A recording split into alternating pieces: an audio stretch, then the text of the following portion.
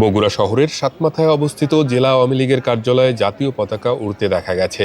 সোমবার বিকেল 4:30টার দিকে জেলা আওয়ামী লীগ কার্যালয়ে পতাকা উড়তে দেখা যায়।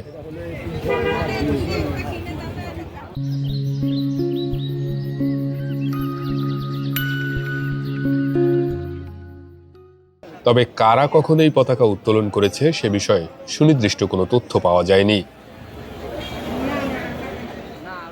তবে বগুড়া জেলা আওয়ামী লীগ নামের একটি ফেসবুক পেজে ছবি পোস্ট করে লেখা হয়, আমাদের কেউ দাবায় রাখতে পারবে না।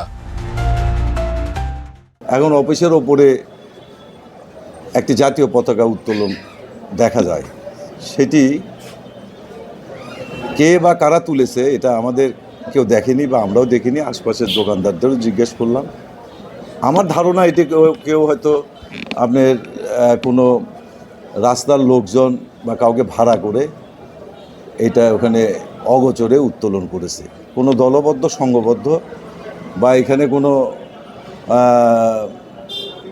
নেতাকর্মীদের কোনো অবস্থান এটা হয়নি। এটা আশপাশে যারা দোকানদার, কাঠের দোকানদার বা ফুটপাতের দোকানদার, তারা বলতেছে অগোচরে সংগোপনে কেউ এটা লাগিয়ে গেছে। এটা আওয়ামী লীগ অফিসে যে সাইনবোর্ড আছে, ওই সাইনবোর্ডের ওপরে এই দোতলায় একটি প্রায় 6-7 ফিট 8 ফিটের একটি পাইপের উপরে জাতীয় পতাকা উত্তোলন করে থুয়ে গেছে।